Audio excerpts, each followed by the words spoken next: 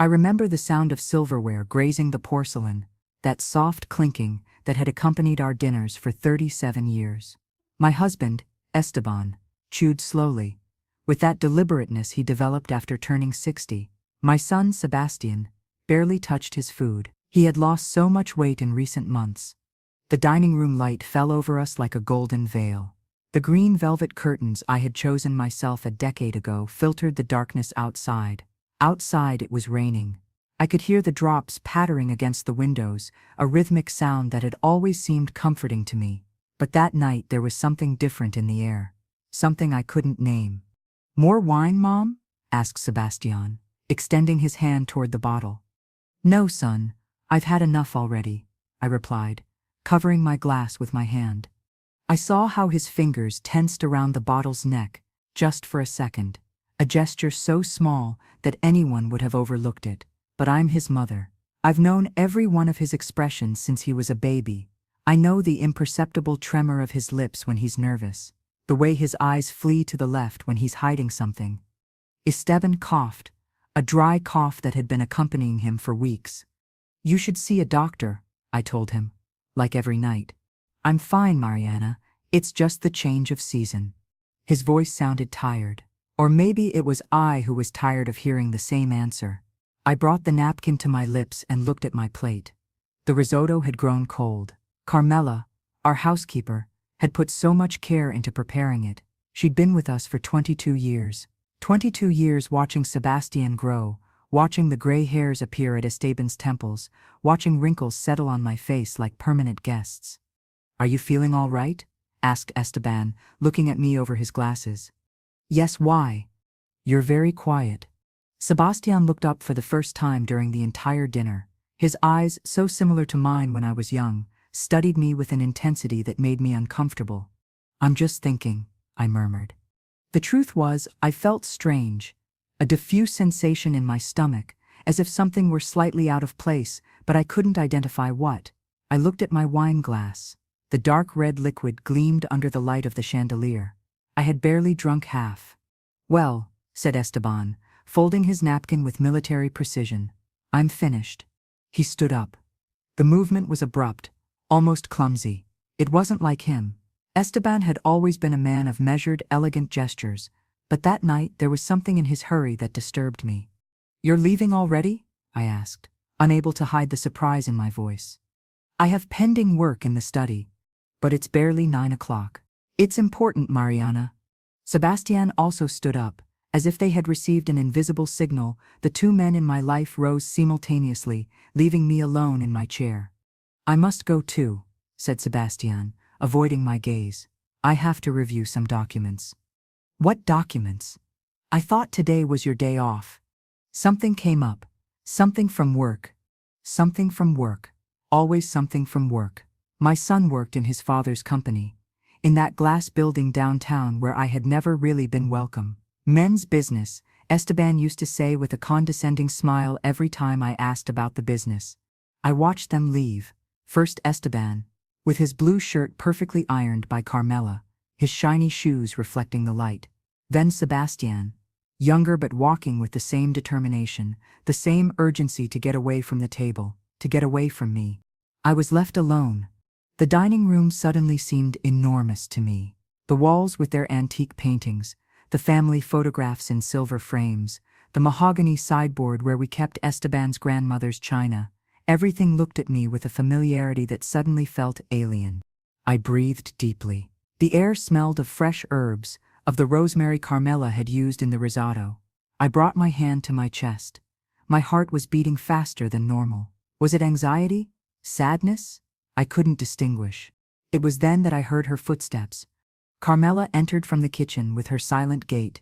She wore her white apron, the same one she always used, with small flowers embroidered on the pocket. Her brown face was tense. Her hands, normally firm and steady, trembled slightly as she held a tray. "Would you like more water, Señora Mariana?" she asked, with that soft voice that had lulled Sebastian when he was little. "No, Carmela. Thank you." She approached to remove the plates.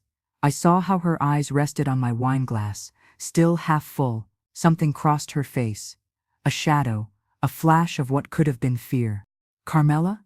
I called to her. She stopped. For a moment I thought she would leave without responding, but then she turned slowly. Her eyes, those dark and kind eyes that had seen so many moments of our family, were moist. "What's wrong?" I insisted, feeling how unease settled in my stomach like a stone. She looked toward the door through which Esteban and Sebastian had just left. We heard their distant voices, muffled, coming from the upper floor. Then, with a movement that seemed to cost her all her willpower, Carmela leaned toward me. Her warm breath grazed my ear. "Don't drink any more of that wine, Señora," she whispered, so low I could barely hear her. "Please, please don't do it."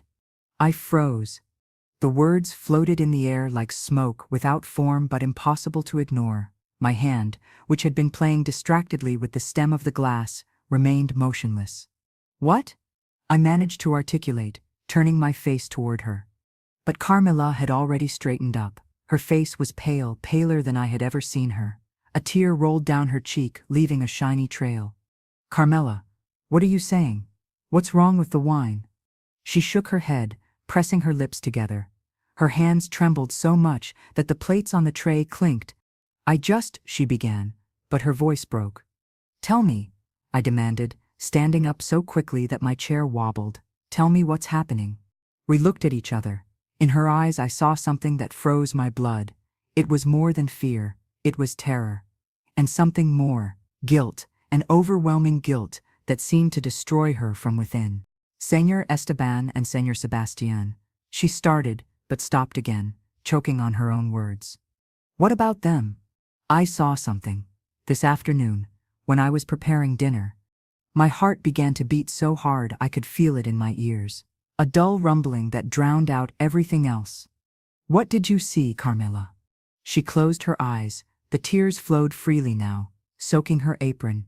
"I saw Señor Sebastian. He came into the kitchen when I had stepped out for a moment. He didn't know I was there. In the pantry.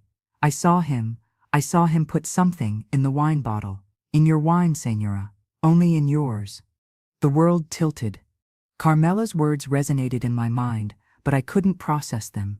They made no sense. They were sounds without meaning, syllables that refused to form a coherent reality. "What?" I repeated, but my voice sounded as if it came from far away. I thought maybe I was wrong, that I had seen wrong. But then, during dinner, I saw how he insisted you drink, and Señor Esteban, he knew. I could see it in his eyes. They both knew. "No," I whispered. "No, that can't be. Señora Mariana, please, you have to believe me. I would never lie to you. Never. You're like my sister, like my family." I grabbed the back of the chair. My knees were trembling. The dining room spun slowly around me, the walls undulating as if they were made of water. "What was it?" I managed to ask. "What did he put in the wine?" "I don't know. It was a white powder. He took it from a small envelope. He poured it quickly, looking toward the door to make sure no one was coming." I looked at my glass. The wine gleamed innocently. I had drunk almost half. My stomach contracted. I felt nauseous, but I didn't know if it was from the substance or from the revelation. "How much did I drink?" I asked, hearing the panic in my own voice. "I don't know, Señora, but don't drink any more, please." My thoughts raced, stumbling over each other. Esteban, Sebastian, my husband, my son, the men I loved more than anything in this world. The men for whom I had dedicated every day of my life for decades. "You have to call someone," Carmela insisted, taking my hand in hers. "The police, a doctor, someone." "No," I responded automatically. "No, there must be an explanation. It must be a misunderstanding. Señora Mariana, please. It must be a mistake." I screamed, surprised by the violence in my own voice. My son wouldn't do that. My husband wouldn't. They wouldn't. But even as I spoke the words, images began to invade my mind. Sebastian avoiding my gaze during dinner, Esteban coughing, nervous, the two of them standing up so quickly, so anxious to leave. Sebastian's insistence that I drink more wine. "More wine, Mom?" His voice resonated in my memory, now tinged with a sinister meaning. "It can't be," I murmured, but it no longer sounded convincing even to myself. Carmela squeezed my hand. I didn't want to tell you anything. I didn't want to destroy your family, but I couldn't stay silent and let them hurt you. You've been too good to me, too generous. I looked at her really for the first time that night. Carmela, with her face furrowed by the wrinkles of 55 years of life. Carmela, who had raised Sebastian almost as much as I had. Carmela, who had ironed Esteban's shirts, who had prepared thousands of dinners, who had cleaned this house until it gleamed, who had been there for every birthday, every Christmas, every important moment. She wouldn't lie. Deep in my being I knew it. Carmela wasn't making this up. She wasn't confused. She wasn't exaggerating. My son had tried to poison me.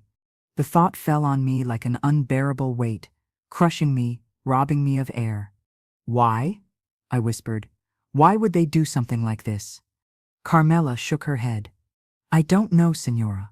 But you must protect yourself. Protect myself. From my own family? The idea was so absurd, so impossible, that it almost made me laugh. A hysterical laugh that bubbled in my throat, threatening to escape. I have to talk to them, I said suddenly, pulling away from her hand. There has to be an explanation. I'm going to ask them, and they'll explain everything to me. No, Carmela grabbed my arm with surprising strength. No, Signora, you can't do that. If they planned this, it could be dangerous. They're my family, Carmela. Precisely because of that. We stared at each other. In her eyes I saw everything she didn't dare say. That family can be the most dangerous place in the world. That love can turn into poison. That the people who know you best are the ones who know best how to destroy you. I'll call the police, I said finally. Though each word tore at me. I'll call right now. Carmela nodded, relieved. I'll make the call, Signora. You sit down. You look very pale. She was right. My legs could barely support me. I sat back down in my chair. That chair where I had dined thousands of times and looked at my untouched plate. The risotto had become a cold, lifeless mass. How many dinners? How many shared meals? How many banal conversations about work, the weather, plans for the weekend, and all that time? What were they really thinking? When was this plan conceived? When did my son begin to see me as an obstacle to eliminate? I heard Carmela's voice in the hallway, speaking in urgent whispers on the phone. The words arrived fragmented, broken. Yes, an emergency, possible poisoning. Please, come quickly. Poisoning. The word sounded unreal, like something from a suspense movie or a mystery novel. It wasn't a word that should apply to my life, to my family. I closed my eyes. Images of Sebastian as a child flooded my mind. Sebastian at 3 years old, clinging to my leg on his first day of kindergarten. Sebastian at 7, proudly showing me his first prize at school. Sebastian as a teenager, tall and gangly, seeking my advice about girls. Sebastian as an adult, hugging me on my birthday, telling me I love you, Mom, with that smile that melted my heart. How could that same child, that same man, have put poison in my glass? They're coming, announced Carmela, returning to the dining room. They said they'll be here in 10 minutes. 10 minutes. How could time be measured in minutes when my entire life had just collapsed? And now what? I asked, my voice barely a thread. Now we wait, and you don't move from here. Don't go upstairs, don't talk to them until the police arrive. I nodded mechanically. But my mind was already traveling through the hallways of the house, climbing the stairs, imagining Esteban in his study, Sebastian in his old room. What would they be doing now? Waiting? Listening? Did they know that Carmela had warned me? A sound on the upper floor startled me. Footsteps. Someone was walking. The floorboards creaked, then voices. I couldn't make out the words, but the tone was tense, agitated. Carmela and I looked at each other. They know I made the call, she whispered. The phone upstairs has a light that comes on when someone uses the line.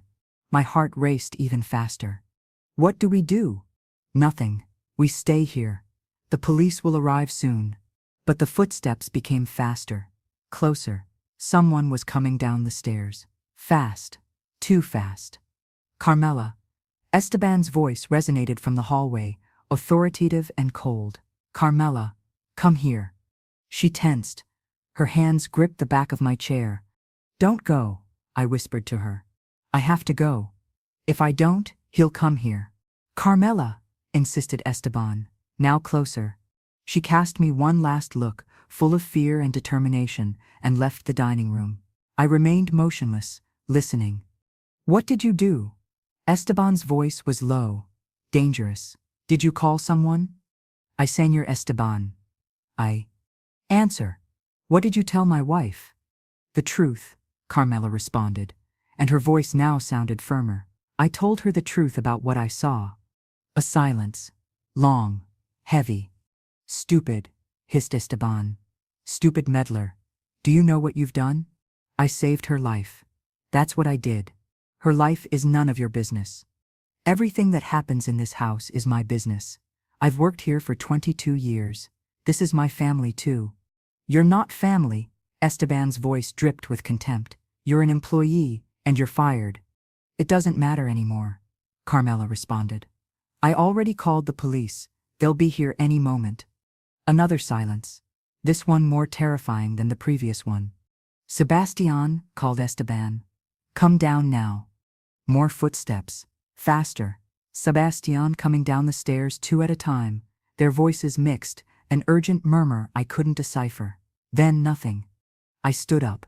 My legs trembled, but I managed to walk to the threshold of the dining room. From there I could see part of the hallway. Esteban and Sebastian had their backs to me, forming a barrier between Carmela and the exit. She was cornered against the wall, her white apron gleaming under the dim light of the hallway. We can fix this, Sebastian was saying, his voice hoarse.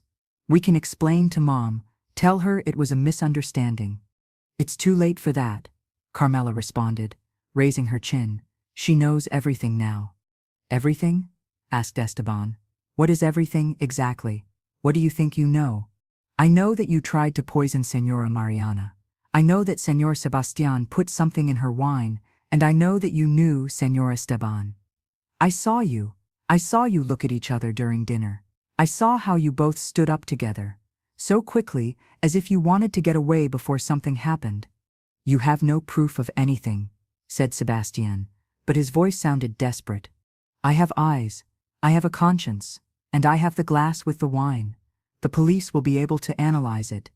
It was then that Esteban turned. His eyes found mine. In his face I saw something I had never seen before, or maybe it had always been there, and I simply hadn't wanted to see it. Coldness, calculation, and something that could have been hatred. Mariana, he said, and his voice was like ice. This isn't what it seems. It's not? I managed to articulate. Then what is it, Esteban? Explain it to me.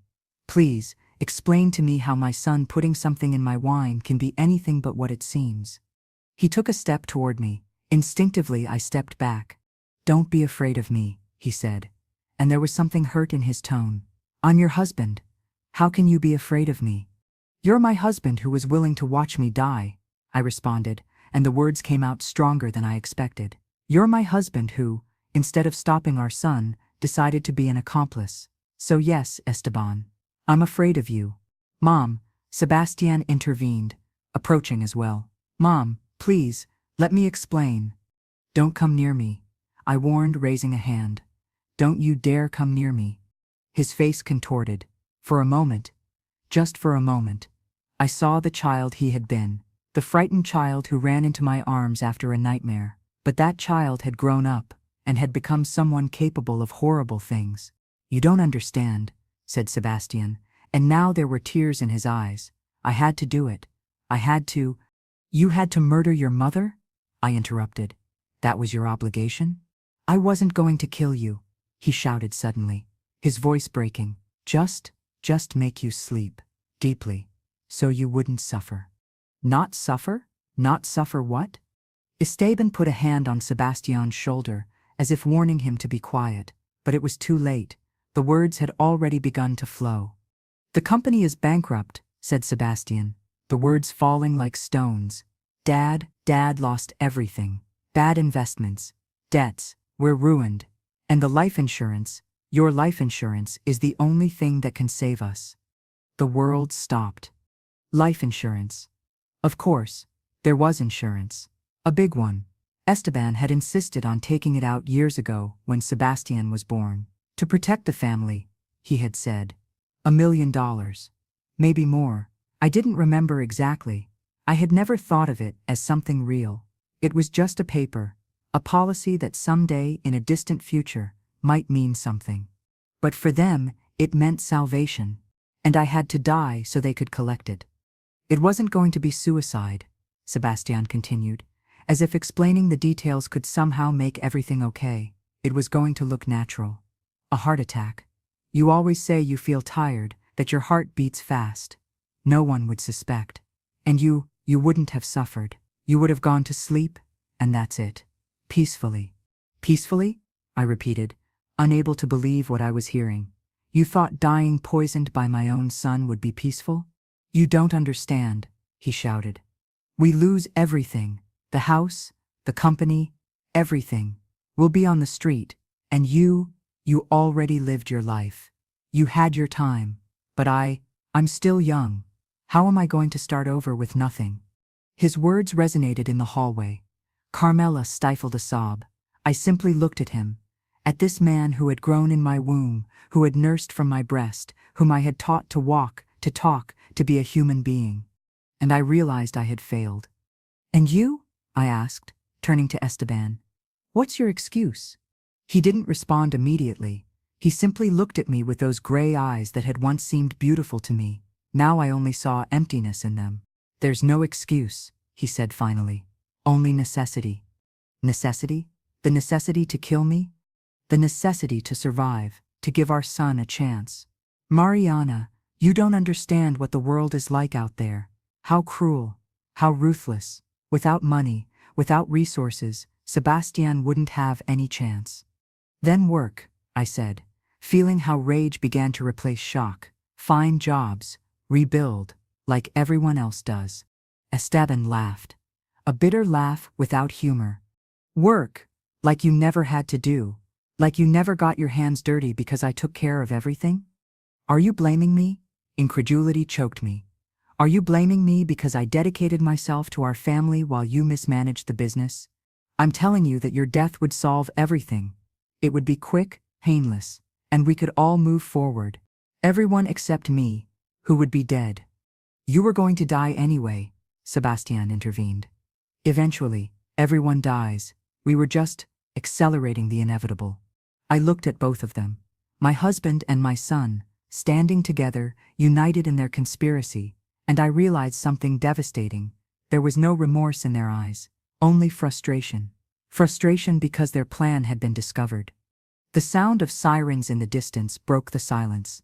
Esteban tensed. We can still fix this, he said quickly. We can tell them it was a misunderstanding, that Carmela is confused, that the wine was fine. And the envelope with the powder? I asked. Where is it, Sebastian? Where is the substance you put in my wine? He paled. I threw it away. Where? In the garbage can outside. Then the police will find it. They'll analyze it, and they'll know exactly what it was. The sirens were closer now. Carmela moved slowly toward me, away from Esteban and Sebastian. The two men looked at us, and for the first time I saw something like panic in their faces. Mom, said Sebastian, his voice breaking. Mom, please, don't let them arrest me. I'm your son, your only son. You're my son who tried to kill me, I responded, and each word was a knife in my own heart. You're my son who valued money more than my life. It's not just money, it's our future. Your future isn't worth my life, Sebastian. No future is worth that. The sirens were now right outside. Blue and red lights filtered through the windows, painting the walls with frantic colors. Someone knocked on the front door. Loud, insistent. Police. Open the door. Carmela moved to open it, but Esteban grabbed her arm. No, he ordered. Nobody opens that door. Let me go, said Carmela, trying to free herself. I said no. Let her go, I screamed, advancing toward them. But Esteban ignored me. His face had changed. He was no longer the calm, controlled man I knew. There was something wild in his eyes now. Something desperate. Listen to me carefully, Mariana, he said, looking directly at me. If you open that door, if you let the police in, our family is over. Do you understand? Everything we've worked for, everything we've built, will be destroyed. Is that what you want? Our family is already over, I responded, feeling how the tears finally began to flow. It ended the moment you decided my life was worth less than your bank account. The knocking on the door became more insistent. Police, open immediately, or we'll break down the door. Sebastian began to walk backward, toward the stairs. His eyes went from the door to his father, then to me, like a cornered animal looking for an escape. No, I said, reading his intentions. You're not going to run, Sebastian. Not this time. Mom, I don't want to go to prison. Please. You should have thought of that before. I took a step toward the front door, but Esteban moved to block my way. His hand extended and grabbed my arm with force, a force he had never used with me before. I'm warning you, Mariana. Don't open that door. Or what? I challenged him, looking directly into his eyes. Are you going to kill me right here, in front of the police? His fingers dug more deeply into my arm. I saw something dark cross his face, something that made me realize how little I really knew the man with whom I had shared 37 years of my life. Let her go, Carmela ordered, her voice trembling but firm. Let her go now. Shut up. Esteban spat without looking at her. This is your fault. If you hadn't stuck your nose where it doesn't belong, my fault. Carmela raised her voice, something I had never heard her do. Is it my fault to save the life of a good woman? A woman who has treated me with more respect and affection than you ever gave her? Esteban finally looked at her, and in his expression there was such deep contempt that it made me shudder. You're nothing in this house. Nothing. Just another piece of furniture we move around when it suits us. Enough, I screamed, feeling how something inside me broke definitively. Don't you dare talk to her like that. Carmela has been more family to me than you have been all these years. Family? Esteban looked at me as if I had said something absurd. You call her family? She's an employee. Mariana. A servant. Have you been so lonely that you confuse the help with your family? His words fell like acid, but what hurt most was realizing he was right about something. I had been lonely, terribly lonely. In this huge house, surrounded by luxuries, with a husband who spent more time in his office than with me, with a son who barely spoke to me, except when he needed something. Carmela had been the only constant presence, the only one who asked how I really felt, the only one who noticed when I was sad. A violent crash shook the house. The police had begun to break down the door. Last warning, shouted a male voice from outside. Open or we'll enter by force. Sebastian was now halfway up the stairs, paralyzed. His eyes went from his father to me, waiting for instructions, waiting for someone to tell him what to do. He had always been like that, always dependent, always needing others to make decisions for him. Come down from there, I ordered. Come down now and face what you did. I can't, he whispered. I can't go to jail, Mom. I wouldn't survive there. Maybe you should have thought about that before. I didn't plan it alone, he suddenly shouted, pointing at his father. It was his idea. He told me to do it. He convinced me. Esteban turned to his son, his eyes blazing with fury. Shut up, he hissed. Close your mouth right now.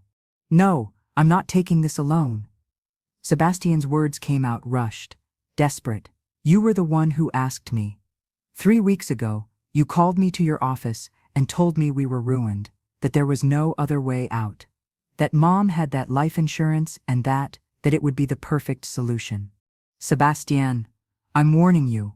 You told me you'd get the poison, that I just had to put it in her glass during dinner, that it would be quick and painless. Those were your words. I looked at Esteban. His face had turned red, the veins in his neck protruding, but he didn't deny anything. He didn't say Sebastian was lying. He simply clenched his jaw, his silence a more eloquent confession than any words.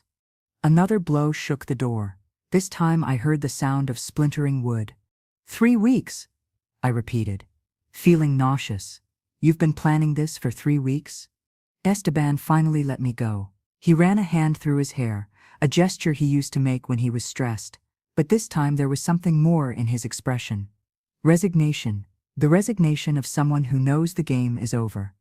We had no choice, he said, his voice now lower, almost reflective. The debts, the lenders, they were pressuring us. Threats, violence. We had 2 months, maybe 3, before they came to collect in ways you don't want to imagine.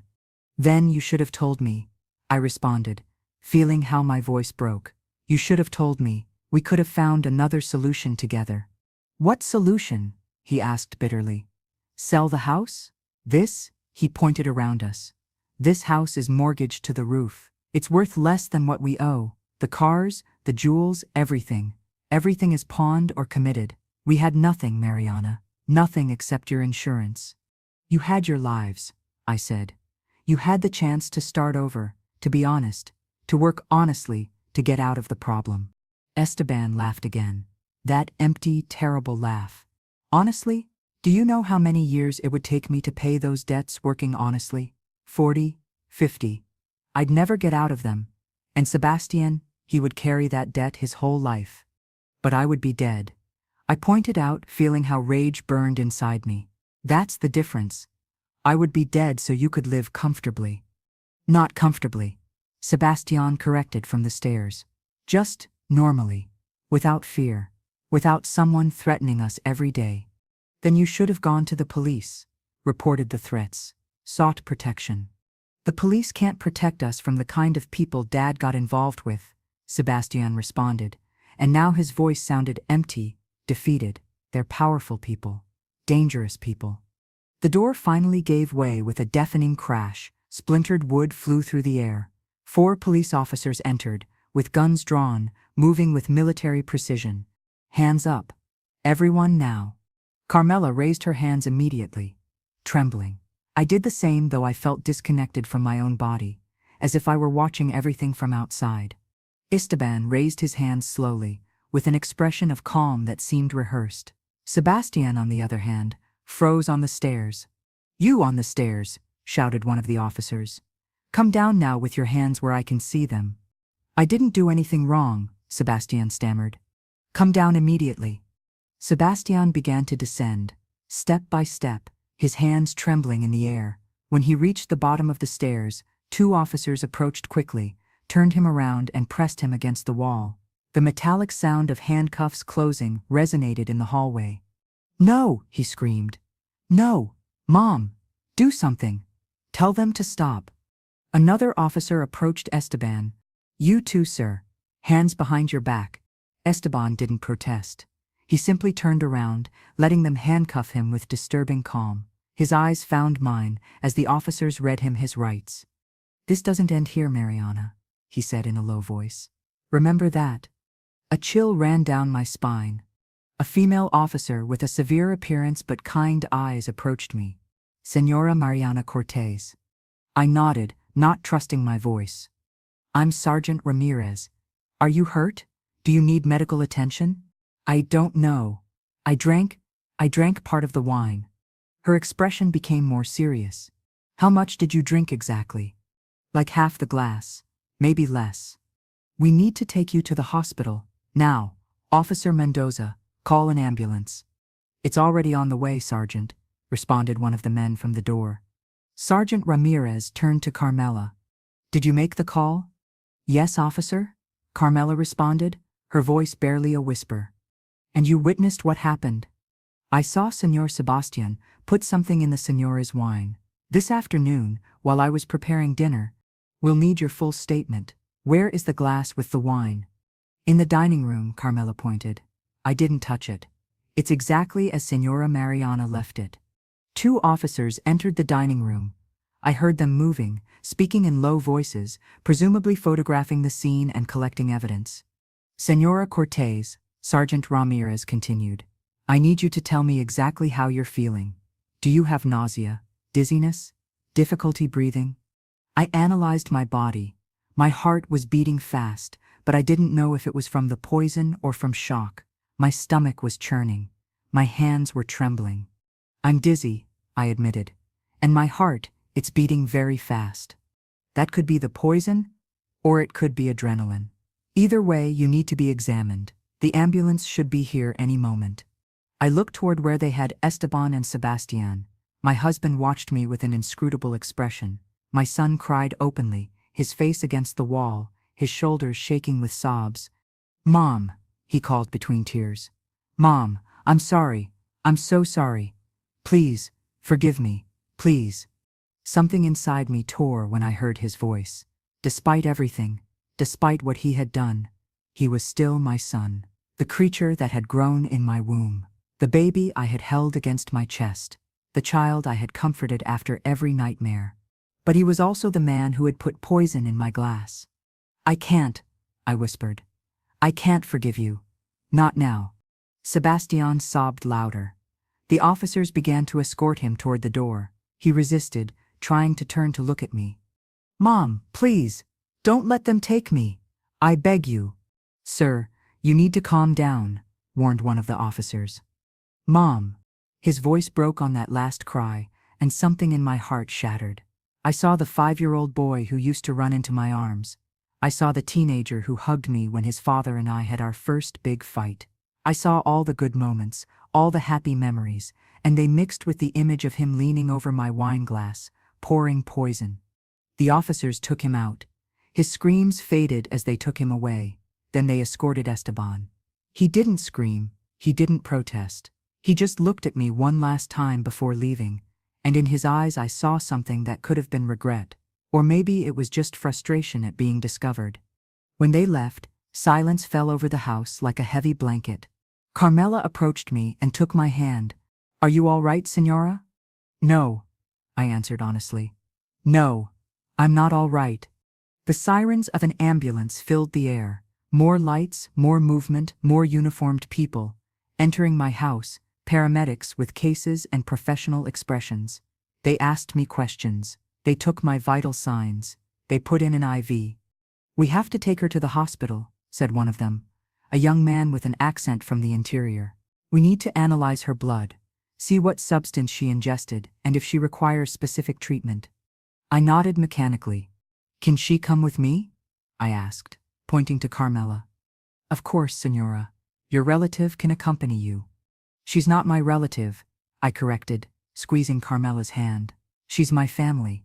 Carmela began to cry silently, squeezing my hand tightly. They put me on a stretcher. The ceiling of my house passed over me as they carried me outside. The moldings I had carefully chosen years ago, the chandelier that had belonged to Esteban's mother, the photographs on the walls, weddings, birthdays, moments that once seemed perfect. When did everything begin to rot? When did love turn into resentment? When did family transform into a business transaction where my life had a price? Outside, the night was cold. The rain had stopped, leaving the air humid and heavy. The patrol car lights painted everything blue and red. Curious neighbors peeked from their yards, whispering among themselves, their faces illuminated by the light of their cell phones as they surely recorded the entire scene. Mrs. Cortez, they would think, the wife of the successful businessman, the woman who had everything. Look how she ends up. They put me in the ambulance. Carmela sat beside me, not letting go of my hand. The doors closed, blocking out the outside world. "How do you really feel?" asked Carmela, as the vehicle began to move. "Like my entire life has been a lie," I responded, feeling how tears finally began to flow freely. Like the last 37 years meant nothing. "Don't say that. They meant something. Your happy moments were real. Even if they weren't real in the end." "Were they happy?" I asked myself aloud. Or was I just blind? A little of both, perhaps. I looked at the ambulance ceiling. The fluorescent lights flickered slightly. "How long have you been noticing things?" I asked. Carmela sighed. "Months, maybe more." Señor Esteban was increasingly nervous. He received calls that made him pale, and Señor Sebastian, he changed when he spoke with his father. He became colder, more distant. But I never thought they would go so far. "Why didn't you tell me anything?" "And tell you what? That I had a feeling? You love them, Señora Mariana. You love them so much. I didn't want to put doubts in your heart without proof. Doubts would have been better than this." "I know. I'm sorry."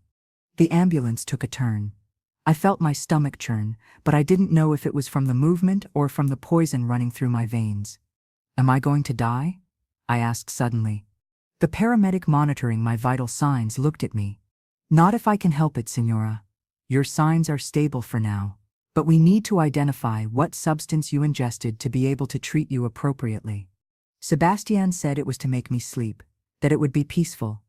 If it was a sedative in high doses, it's manageable. If it was something else, he left the sentence unfinished. I closed my eyes. Images of baby Sebastian flooded my mind. His first cry, the first time he smiled at me, his first word, Mama. The sleepless nights when he was sick, rocking him, singing him lullabies until he fell asleep. The soccer games where I screamed his name from the stands, his graduation day, watching him walk with his cap and gown, feeling my heart burst with pride. How could that same child have decided I should die? I don't understand, I whispered. I don't understand how we got to this point. Money changes people, said Carmela softly.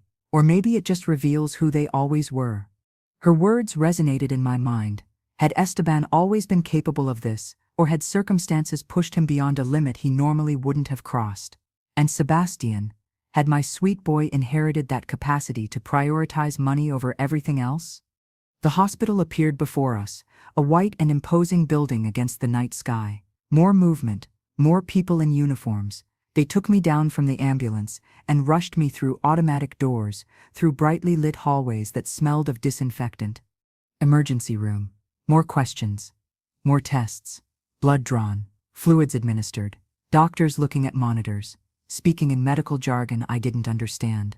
Carmela remained by my side, a constant presence amid the chaos. Senora Cortez, said an older doctor with glasses and a serious expression. I'm Dr. Fernandez. We're analyzing your blood right now. Can you tell me exactly how much of the wine you drank? I don't know for certain. Maybe half a glass, maybe less. And how long ago was that? I looked at the clock on the wall, 10:30 at night.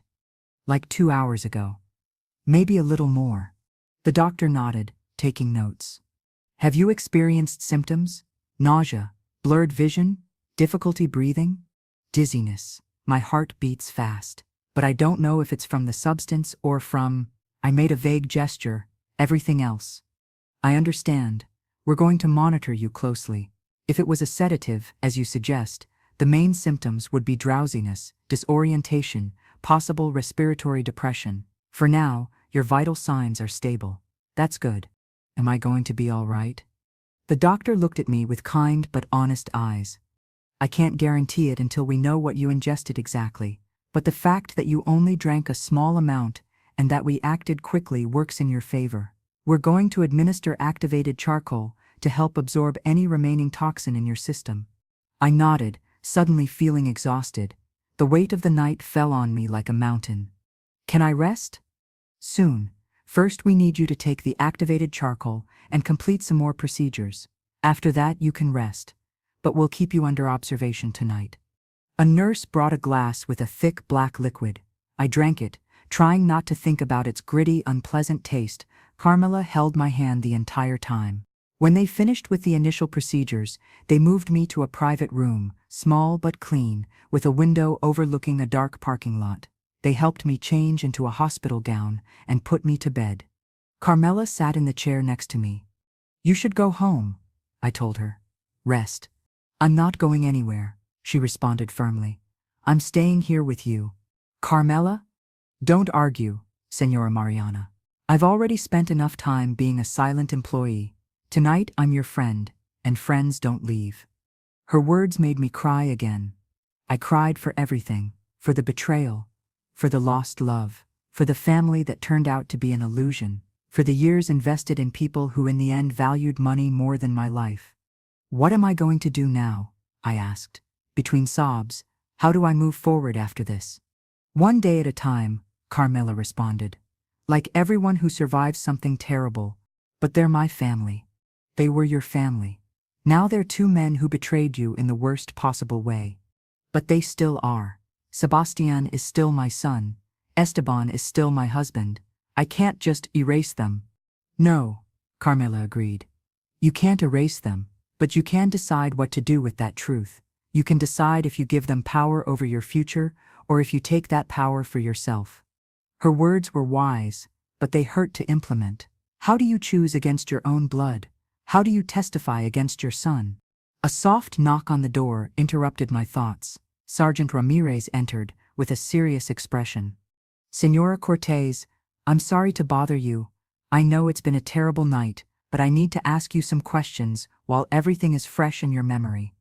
Go ahead, I said, straightening up a bit in the bed. The sergeant took out a small notebook. Can you tell me exactly what happened tonight? From the beginning. I recounted the entire story, the dinner, the strange behavior of Esteban and Sebastian, how they stood up together, Carmela's warning, the confrontation in the hallway, the confessions. The sergeant took notes meticulously. Your employee, Senora Carmela, says she saw your son put a substance in your glass. Did you see this directly? No, I was having dinner, but I trust Carmela completely. She wouldn't lie about something like this. Did your son or your husband confess directly? Yes, Sebastian said it was just to make me sleep, that they didn't want me to suffer. And Esteban admitted the company was bankrupt, that they had debts, that my life insurance was the only solution. The sergeant looked up from her notes. How much is that life insurance? $1 million, maybe more. I'd have to check the exact policy. And were you aware of your husband's financial difficulties? No, he never told me anything. He always told me the business was going well, that I shouldn't worry about money. Do you notice that his behavior toward you had changed in recent weeks or months? I thought about that. Had it changed? Esteban had always been distant, focused on his work. Sebastian had always been somewhat selfish, spoiled by his father and by me. Esteban was more stressed, I admitted. More irritable, but I attributed it to work. And Sebastian, he was always a bit distant. I thought it was normal for a man his age. Did they ever physically hurt you? Threaten you? No. Never. That's why it's so incomprehensible. There was no violence, no warnings. Just a normal dinner. And then, this. The sergeant nodded, writing more. Senora Cortez, I want to be honest with you. This case is going to be complicated. Your husband and son will probably hire good lawyers. They'll say it's a misunderstanding, that the substance was harmless, that you overreacted. They're going to fight with everything they have. I know. And that means we're going to need your testimony. Your full cooperation. You're going to have to be willing to testify against them in court, against your husband, against your son. The words fell heavy. Testify. In a court, looking Sebastian in the eyes, while I told how he tried to kill me, watching Esteban while I explained his plan, destroying any possibility of reconciliation. Can you do that? The sergeant asked softly. I looked at Carmela. She squeezed my hand. She can, she said. She's stronger than she thinks. I don't feel strong, I whispered. No one feels strong when they have to do difficult things, the sergeant responded.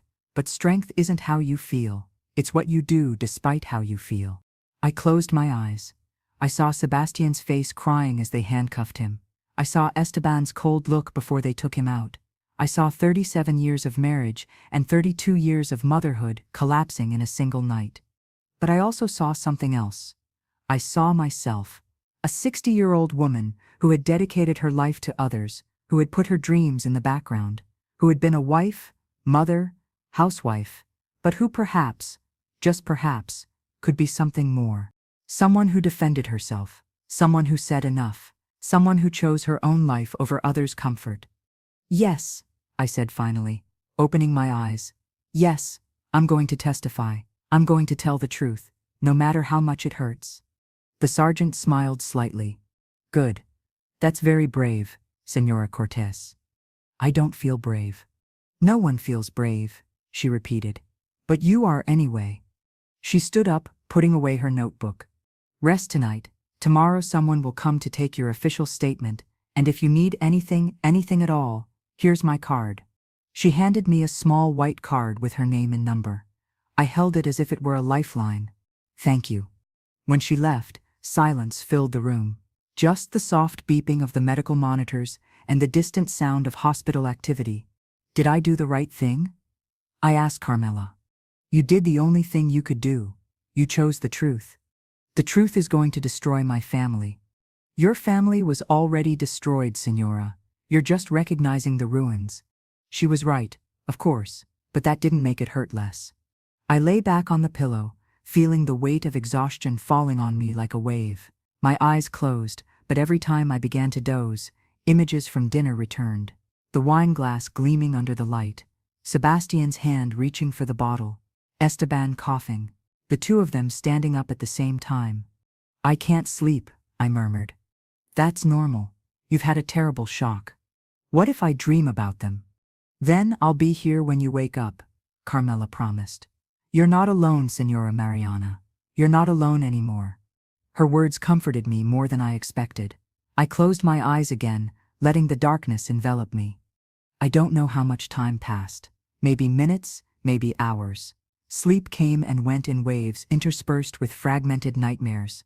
I saw baby Sebastian in my arms, but when I looked at him, he had adult eyes, cold eyes, calculating. I saw Esteban on our wedding day, smiling, but his smile transformed into something cruel. I woke up startled when the door to the room opened abruptly. A nurse entered quickly, followed by Dr. Fernandez. Their expressions were serious. Señora Cortez, said the doctor, we have the results of your blood tests. I sat up, my heart accelerating. What did you find? The substance in your system is clonazepam. It's a sedative, an anxiolytic from the benzodiazepine family. In normal doses, it's used to treat anxiety and seizures. In high doses, he paused. It can cause deep sedation, respiratory depression, and potentially death. How much did they give me? From the concentration in your blood, we estimate there was enough in that wine for a lethal dose. If you had drunk the entire glass, he left the sentence unfinished. He didn't need to finish it. If I had drunk the entire glass, I would be dead, or in a coma, or with irreversible brain damage. Carmela stifled a sob. But I only drank half, I said, my voice trembling. What does that mean? It means you were very lucky. The dose you ingested is enough to cause sedation, but with the treatment we've administered, you should eliminate it from your system without permanent effects. We're going to keep you under observation for 24 hours, but the prognosis is good. I breathed deeply, feeling how relief mixed with horror. Sebastian had really tried to kill me. It wasn't just to make me sleep, as he had said. It was a lethal dose. Does the police know this? I asked. We're sending them the report right now, the doctor responded. This changes the nature of the charges. This is no longer just attempted poisoning. This is premeditated attempted murder. Attempted murder. The words resonated in my ears. My son had tried to murder me. Can I be alone for a moment? I asked. The doctor nodded understandingly. Of course, if you need anything, press the button next to your bed. I'll be nearby. They left, leaving me with Carmela. She looked at me with eyes full of tears. They almost succeeded, I whispered. They almost killed me. But they didn't. You're alive. You're here. For how long? What if they get out on bail? What if they try again? They won't get out on bail. Not after this. And even if they did, the police will protect you. How do they protect me from my own family? She had no answer for that. No one did. I stared at the ceiling, trying to process everything. 37 years of marriage, 32 years of motherhood, and it all culminated in this. In a hospital room, connected to monitors, after my husband and son tried to murder me for money. At what point had everything broken, or had it always been broken, and I simply didn't want to see it? I remembered moments, small moments I had ignored or rationalized. Esteban canceling our anniversary date because he had an important meeting. Sebastian forgetting my birthday 3 years in a row. The way they both rolled their eyes when I spoke at dinners with friends. How they left me out of conversations about business, about the future, about any important decision. Men's business, Esteban used to say, and I accepted it.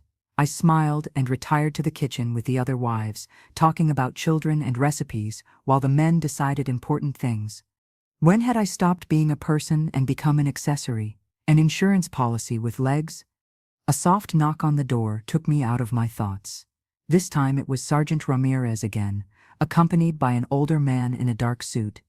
Señora Cortez, This is Prosecutor Moreno.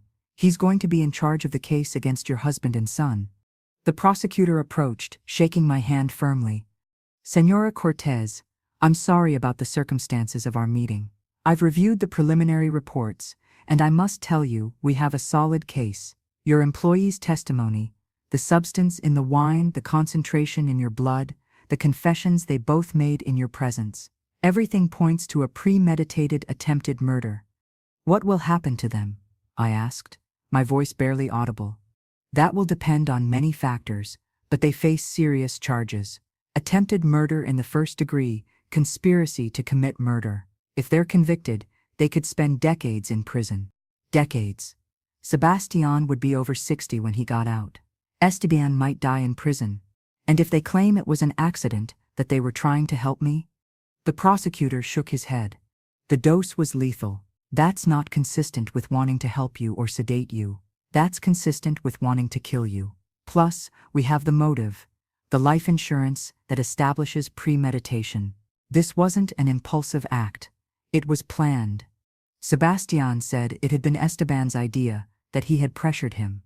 That could help in your son's sentencing, showing him as less culpable. But even so, he executed the act. He put the poison in your glass. That makes him guilty too. I rubbed my face with my hands. This was too much to process, too much to feel. What do you need from me?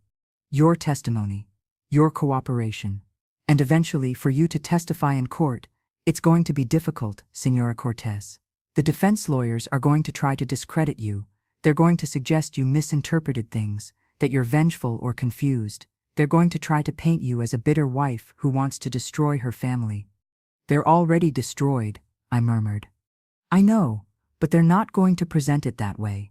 They're going to show happy family photos. They're going to talk about the years of marriage, about what a good father Senor Sebastian was. If he has children, I mean Senor Esteban, they're going to humanize them. They are human, I said. That's the problem. They're not monsters. They're people I love who made a monstrous decision. The prosecutor looked at me with something that seemed like respect. That's exactly the truth we need you to say in court. We don't need you to hate them. We just need you to tell the truth. The truth is all I have now, I responded. They stayed a few more minutes, explaining the legal procedures that would come. Hearings. Statements. Eventually a trial. It could take months, maybe more than a year. A year of reliving that night, again and again, of facing Esteban and Sebastian in court, of seeing my private life exposed for everyone to judge. When they finally left, I was exhausted. Carmela had fallen asleep in the chair, her head tilted at an uncomfortable angle. I looked at her fondly.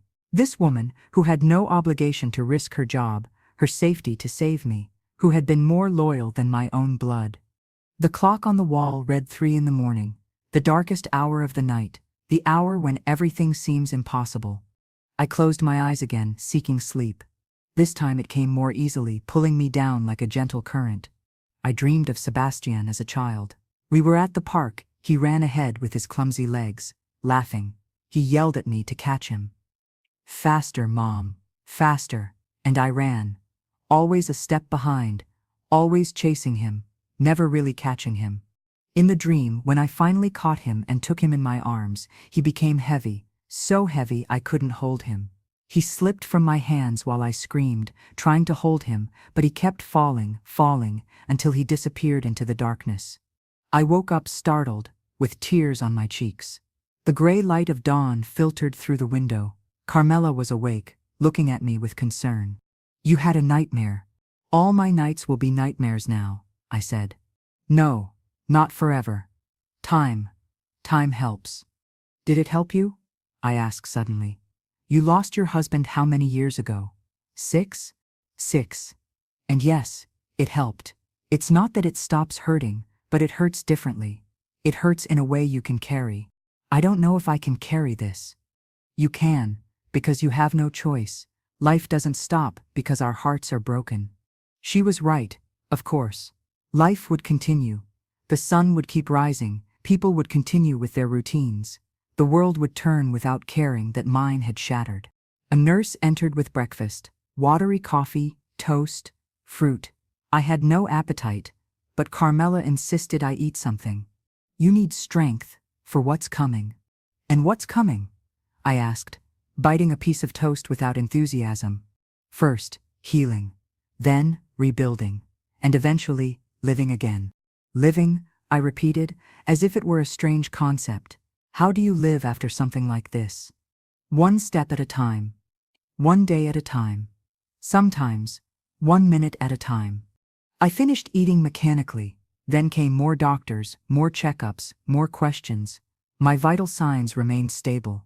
The poison was being eliminated from my system. Physically, I would recover completely. Emotionally, that was another story.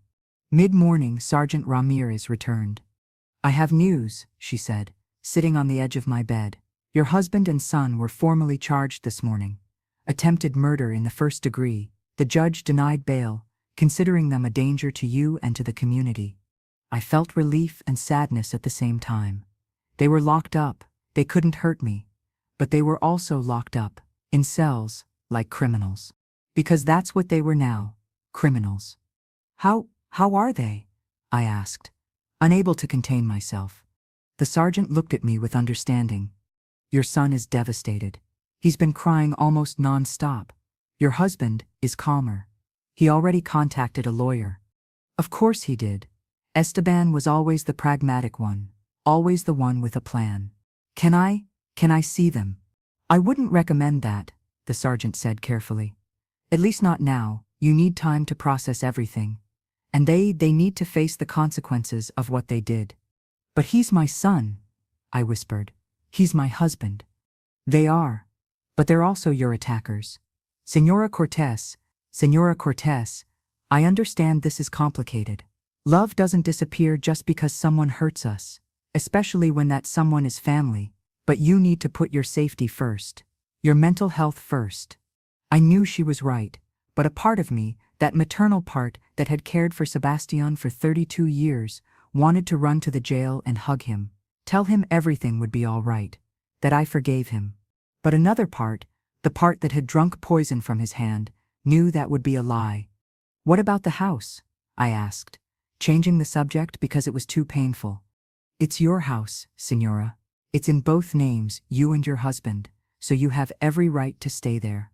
Although, the sergeant paused, you might consider staying somewhere else for a while, until things calm down. Where would I go? Do you have family? Friends? I thought about that. My mother had died 10 years ago. My father, 15.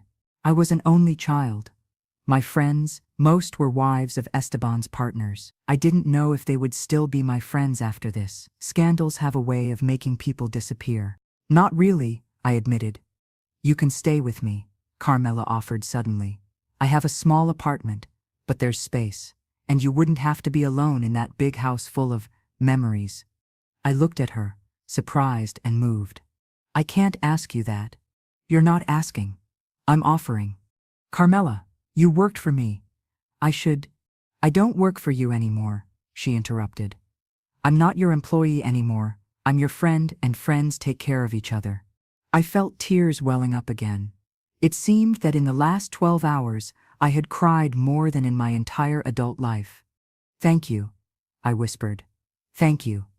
The sergeant smiled slightly. Sounds like a good plan. Señora Cortez, I would also recommend you consider talking to a therapist, someone specialized in trauma. What you've experienced, no one should have to process it alone. I nodded, not trusting my voice. The rest of the day passed in a haze. More doctors, more tests. Finally, at dusk, they discharged me. Carmela had gone to her apartment to prepare a space for me while I waited. Sergeant Ramirez offered to drive me. When we left the hospital, the outside world seemed strange to me. People walked normally, talking on the phone, laughing, as if nothing had happened, as if my life hadn't been destroyed the night before. In the police car, I looked out the window. We passed familiar places. The store where I bought bread, the park where I used to take Sebastian when he was a child, the restaurant where Esteban and I celebrated our 20th anniversary. Everything the same, everything different. Do you ever get used to this? I asked the sergeant. To living after everything changes? She looked at me through the rearview mirror. Eventually, it doesn't become like before, but it becomes something, a new normal, I suppose. Different, but livable. I don't know if I want a new normal. I want the old one. The old one included men who were willing to kill you. Her words were harsh but true. The old normal was an illusion. A comfortable lie I had told myself to avoid seeing reality. We arrived at Carmela's apartment. It was a modest building in a working-class neighborhood. We climbed 3 floors on stairs that smelled of food and humanity. The apartment was small, as she had warned. A living dining room, a tiny kitchen, 2 small bedrooms, a bathroom. But it was clean and cozy. There were plants in the windows, photographs on the walls, hand-embroidered cushions on the sofa. "Your room is here," said Carmela, showing me one of the bedrooms. It was my son's when he came to visit me, but now he lives in Spain, so it's free. The room was simple. A bed, a closet, a nightstand, a window overlooking the street. But there was something in its simplicity that seemed honest to me, real. "It's perfect," I said. "Rest," Carmela ordered. "I'm going to prepare something to eat." "I'm not hungry." "You're going to eat anyway. You need to maintain your strength." I sat on the bed. The mattress was firm, not like the soft feather mattress at my house. My former house. I no longer knew what to call it. I heard Carmela moving in the kitchen. The sound of pots, of running water, of someone whistling softly, normal sounds, sounds of life. I lay back, looking at the ceiling. A crack ran along it, branching like a river. I followed it with my eyes, losing myself in its patterns. What would Sebastian be doing now? Would he be crying in his cell? Would he be scared? A part of me wanted to comfort him, but that part was at war with the part that remembered the poison in my glass. And Esteban, did he feel anything? Remorse? Or just frustration at being discovered? The smell of homemade soup filled the apartment. My stomach growled despite my lack of appetite. Carmela appeared in the doorway. "It's ready. Come." We ate in silence. The soup was delicious, full of vegetables and spices. It tasted like home, like care, like something I had forgotten existed. "It's delicious," I said. It was my mother's recipe. She said that good soup could cure anything. I'm not sure it can cure this. Maybe not, but it can help. After dinner, she helped me settle in. She lent me a nightgown, found a new toothbrush, showed me where everything was. "If you need anything during the night, just call. My room is right next door." "Thank you, Carmela, for everything." "You don't have to thank me. It's what you do for people you love." That word, love. It hit me with unexpected force. This woman who didn't share my blood, who had no obligation to me, loved me more than my own family. I lay in the borrowed bed in the borrowed apartment, feeling like a refugee in my own life. I closed my eyes, hoping sleep would come, but my mind wouldn't quiet down. Images from the night before played on loop. The dinner, the wine, the confessions, the handcuffs closing, Sebastian's screams, Esteban's cold look. And then, a thought hit me with such force that I sat up abruptly in bed. The envelope. Sebastian had said he threw the envelope with the poison in the garbage can outside. But what else had he thrown away? What else could he be hiding? And then came another thought, darker. Esteban had said they had debts. Debts with dangerous people. What would happen when those people discovered the plan had failed? That there would be no insurance money? Would they come for me anyway? Fear flooded me, cold and sharp. I got up, walking to the living room where Carmela was watching television. "Señora Mariana, are you all right?" "The debts," I said, my voice trembling. "Esteban said they had debts with dangerous people. What if those people come for me?" Carmela turned off the television, standing up quickly. "Sit down, breathe. You can't understand. If Esteban owed money to truly dangerous people, then the police need to know. We'll call Sergeant Ramirez right now. What if it's already too late? What if they already know where I am? No one knows you're here except the police. You're safe." But I didn't feel safe. I felt exposed, vulnerable, as if the walls were made of paper and anyone could break through them. Carmela dialed Sergeant Ramirez's number. She spoke in a low voice, explaining my concerns. Then she handed me the phone. Senora Cortez. The sergeant's voice was calm, professional.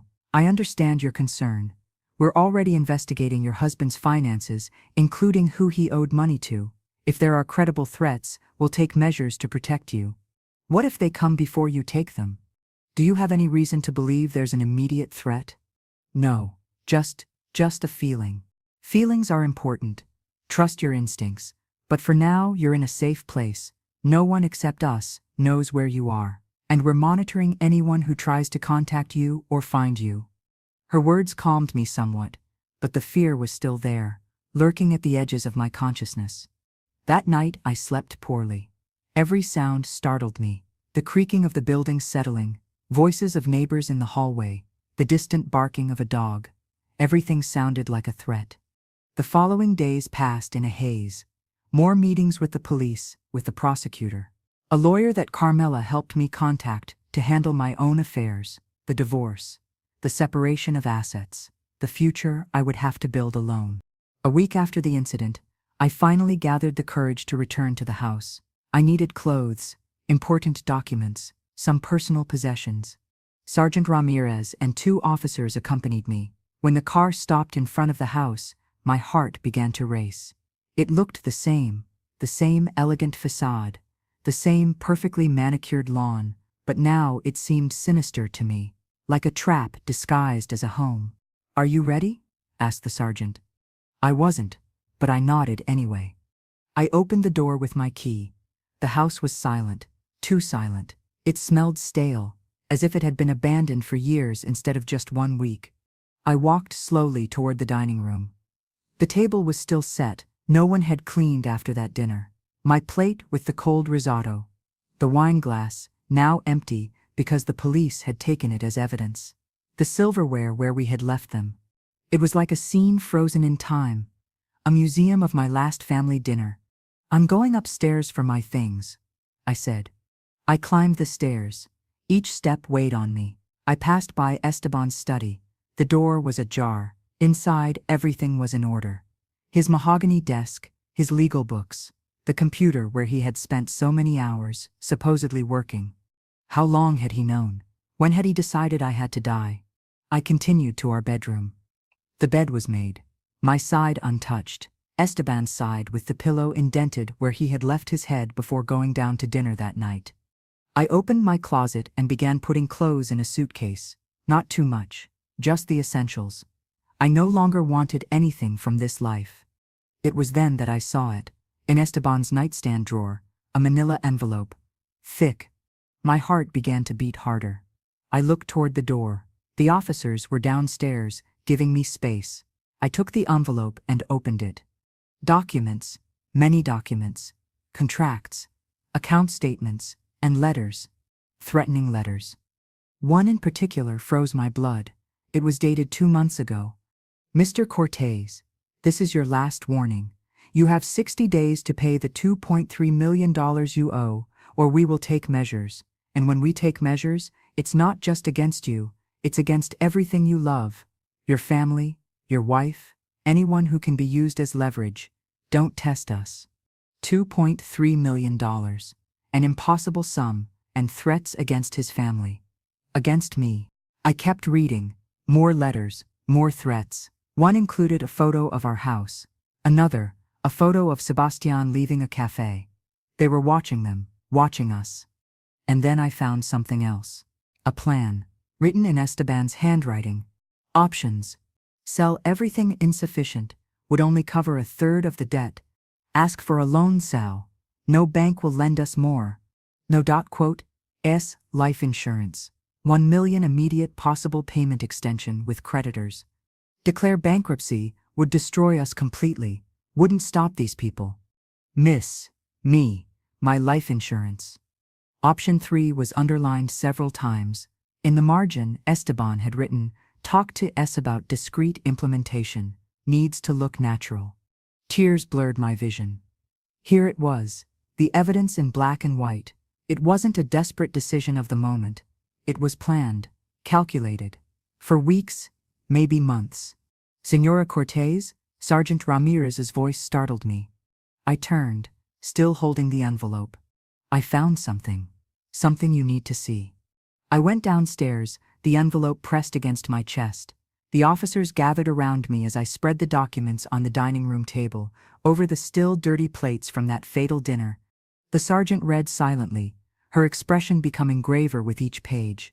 This is gold, Senora Cortez. This proves premeditation. It shows the motive. And these threats, she lifted the letters. We need to investigate these people immediately. You could still be in danger. I know, I whispered. That's why I'm afraid. We're going to double the security measures, and this, she pointed to the plan written by Esteban, this guarantees they won't see daylight for decades. I felt a mixture of relief and sadness, justice, but at what cost? There's something else you need to see, said one of the officers, emerging from Esteban's study with a laptop. We found this on his computer. It wasn't even encrypted. He placed the laptop on the table and opened a folder. Emails, dozens of them. Between Esteban and Sebastian. I began to read, and each word was like a knife. From Esteban Cortez to Sebastian Cortez. Date August 15th, 2025. Subject, urgent situation. Son, we need to talk about your mother. The situation with the lenders has become unsustainable. I've explored all legal options, and there's no way out. Her life insurance is our only chance of survival. I know it's difficult to consider, but I need you to think about this rationally, not emotionally. Can we meet tomorrow? From Sebastian Cortez to Esteban Cortez. Date August 16th, 2025. Subject, urgent situation. Are you crazy? Are you suggesting what I think you're suggesting? It's Mom. I can't believe we're having this conversation. From Esteban Cortez to Sebastian Cortez. Date August 16th, 2025. Subject, urgent situation. I'm not crazy. I'm desperate. These people aren't joking, Sebastian. They'll kill us both anyway if we don't pay. At least this way. Your mother wouldn't suffer, and you would have a chance to live. Think about it. Just think about it. Just think about it. The dates continued, Sebastian resisting at first, then gradually giving in, Esteban persuading, manipulating, pressing. From Sebastian Cortez to Esteban Cortez. Date August 28th, 2025. Subject, urgent situation. All right, but I need to know it will be quick, that she won't suffer, and that no one will ever know. From Esteban Cortez to Sebastian Cortez. Date August 28th, 2025. Subject, urgent situation. I promise you, I'll get what's needed. I just need you to trust me. This will save our lives. I kept reading, my vision blurring with tears. The emails detailed everything. How Esteban would get the clonazepam through a corrupt medical contact. How Sebastian would administer it during a normal dinner. How they would act afterward, calling an ambulance, feigning shock and pain. It was a script for my murder. The last email was from the day before the fatal dinner. From Esteban Cortez to Sebastian Cortez. Date, September 22nd, 2025. Subject, tomorrow. Everything is ready. You have the envelope. You know what to do. Just remember, act normal. Don't change anything in your behavior. Your mother can't suspect anything. After dinner, when it's over, we'll call emergency services. We'll say she collapsed, that maybe it was her heart. She's been complaining about palpitations lately, so it will be believable. Son, I know this is the hardest thing you've ever done, but you're strong, and you're doing it for the right reasons, to survive, to have a future. Your mother lived a good life. She was happy. We're not robbing her of much time anyway. Women in her family aren't long-lived. This is just accelerating the inevitable. I love you. I'm proud of you. Tomorrow we're free. I dropped the laptop as if it burned. My stomach churned and I barely made it to the bathroom before vomiting violently. Carmela, who had arrived to help me pack, appeared in the bathroom doorway, holding my hair while my body emptied. I'm sorry. I sobbed between heaves. I'm so sorry. You have nothing to apologize for. They planned everything, every detail. And Esteban Esteban convinced Sebastian. He manipulated him, made him believe it was the right thing. I know. When I could finally stand up, I rinsed my mouth and looked at my reflection in the mirror. I was pale, gaunt. My eyes were sunken, surrounded by dark circles. I looked like I had aged 10 years in 1 week. This woman in the mirror was a stranger, a survivor, a victim, a living widow. I returned to the dining room where Sergeant Ramirez was photographing each email with her phone. "This is enough," she said, without looking at me.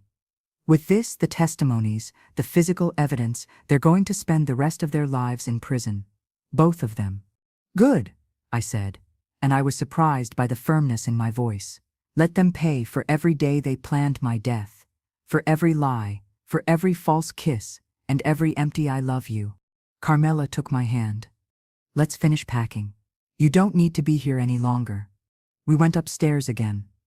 I took only the essentials: clothes, jewelry that had been my mother's, photographs of my childhood, of my parents, of moments before Esteban and Sebastian. I left everything else: the anniversary gifts, the family photos, the life I had built here.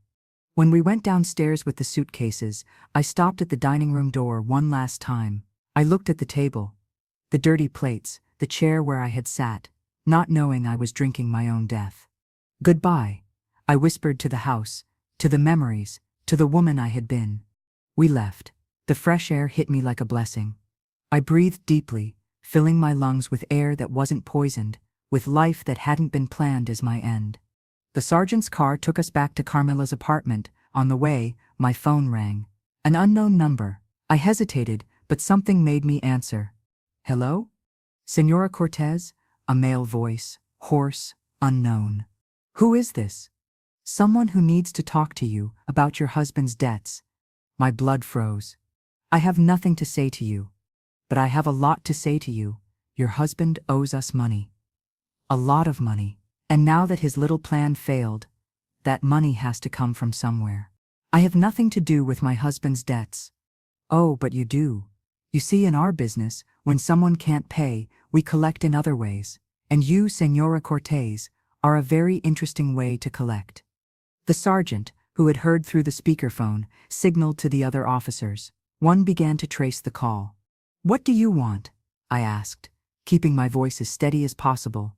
"We want our money, $2.3 million, in cash, in 2 weeks, or we'll start taking what we're owed in other ways." "I don't have that money." "Then find it. Sell the house, sell everything. Or believe me, Senora Cortez, you'll wish your husband had succeeded with his plan, because what we'll do will be much less merciful." The line went dead. The silence in the car was absolute. Then the sergeant exploded into activity, making calls, giving orders, coordinating protection. "Senora Cortez, this just became a witness protection situation. Those men are dangerous. They're not joking with their threats." "What does that mean?" "It means you can't go back to Carmela's apartment. It means we need to move you to a safe place, now." "But No buts. Your life is in danger, real and immediate danger." Everything moved very quickly after that. They took me to a safe house on the outskirts of the city, an anonymous house in an anonymous neighborhood, 2 agents stationed outside 24 hours. Carmela couldn't come with me. It was too dangerous for her as well. They left me in a simple room. White walls, single bed, a window with thick curtains I should never open. And there, finally alone, I completely broke down. I cried for everything, for the marriage that turned out to be a lie, for the son who had betrayed me, for the life I had lost, for the fear that now dominated every moment, for the overwhelming loneliness of being hidden from the world. I cried until there were no more tears left, until my body simply gave up, exhausted and empty. The days in the safe house blended into each other. No television, limited internet, monitored calls. It was a prison, though they told me it was for my protection. Prosecutor Moreno came regularly, preparing me for the trial. He made me go over my testimony again and again. Every detail of that night. Every email. Every threatening letter. "You need to be perfect," he insisted. "The defense lawyers are going to try to destroy you. They're going to suggest you're exaggerating, that you misinterpreted, that you're vengeful. I'm just telling the truth. The truth sometimes isn't enough. You need to tell the truth in a way the jury can't ignore. 3 weeks after moving into the safe house, there was a breakthrough in the case. Police arrested 3 men connected to the threats against Esteban. They were part of a larger criminal organization, involved in illegal loans, extortion, money laundering. With their arrest, the immediate danger diminished, but Sergeant Ramirez warned me it wasn't the end. These organizations have long arms. The men we arrested were soldiers, the real leaders are still out there. When will I be able to live normally again? She didn't answer. Her silence was answer enough. Maybe never. 4 months after that fatal dinner, the trial finally began. They took me to court in an unmarked car, entering through a back entrance. The courthouse building was imposing, all marble and dark wood, hallways that resonated with footsteps and legal voices. The courtroom was full, reporters, onlookers, relatives of other cases waiting their turn. And there, at the defense table, I saw them. Esteban and Sebastian. Esteban looked thinner. His suit no longer fit him as well. He had more gray hair than I remembered, but his eyes were still the same, cold, calculating. Sebastian looked destroyed. He had lost weight. His face was gaunt, with an unkempt beard. When he saw me enter, his eyes filled with tears. Our gazes met. For a moment I saw my son. My baby, the child I had loved more than anything. Then I remembered the poison in my glass and looked away. The trial lasted 3 weeks. 3 weeks of testimonies. Carmela told what she saw. Experts explained the poison, the doses, the attempt. Officers presented the emails, the letters, the handwritten plan. And then, it was my turn. I sat in the witness stand, the room spinning slightly around me. The prosecutor approached, his expression kind but professional. Señora Cortez, please tell the jury what happened the night of September 23, 2025. I took a deep breath. I looked at the jury, 12 unknown faces holding the future in their hands. And I began to speak. I told them everything. The dinner, Carmela's warning, the confrontation, the confessions, the fear, the pain, the betrayal. I spoke for hours.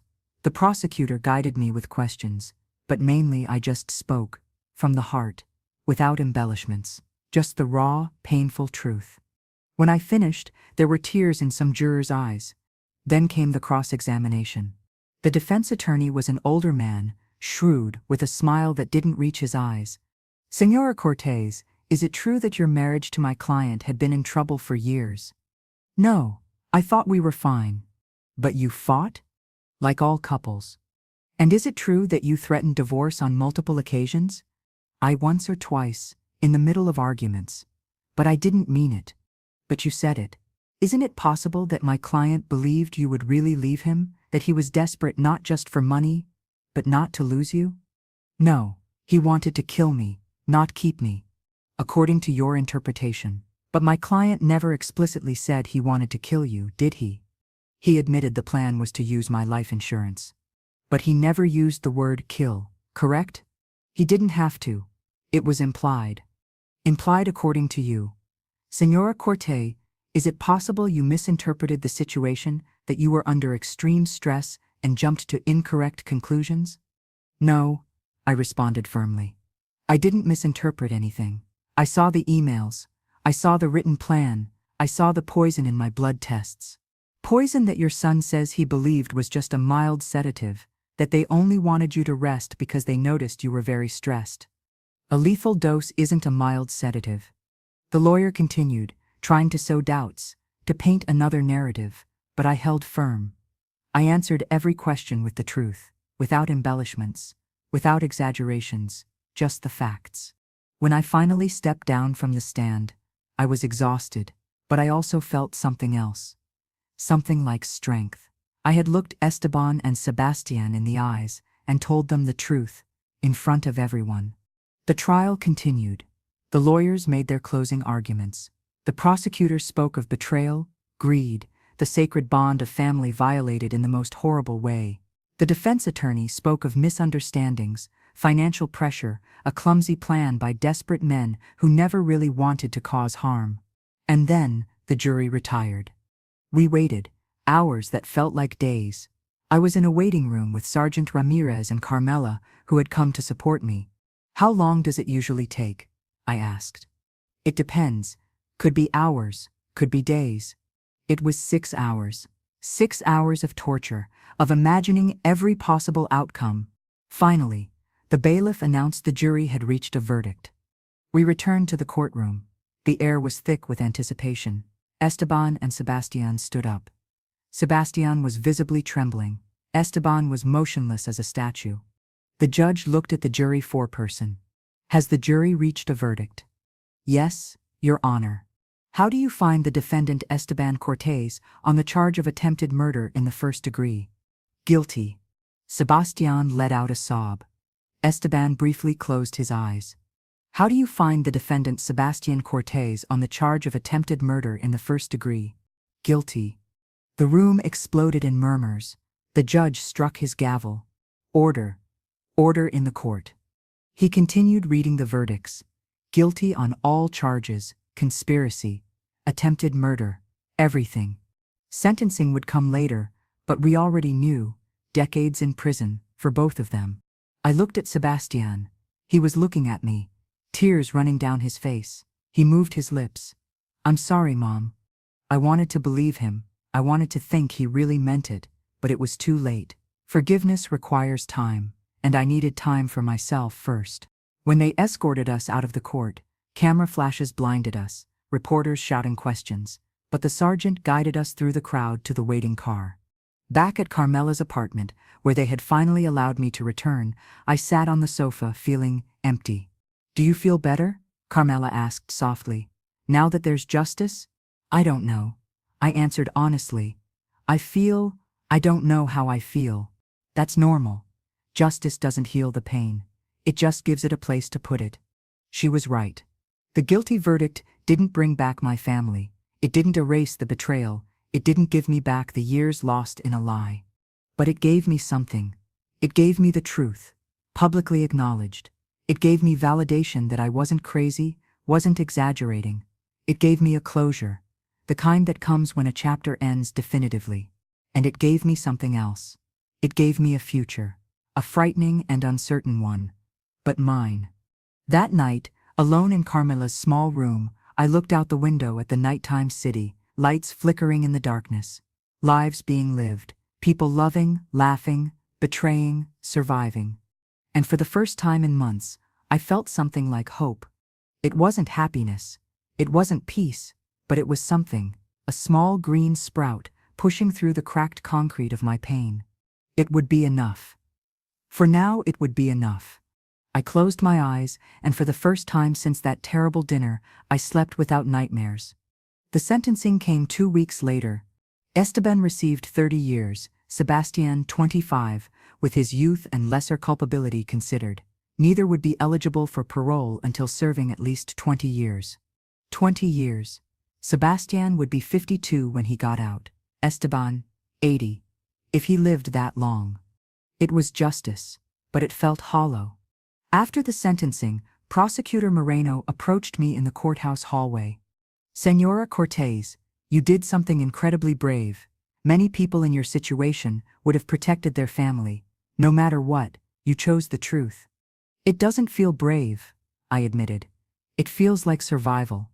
"Maybe that's what bravery is, surviving when everything in you wants to give up."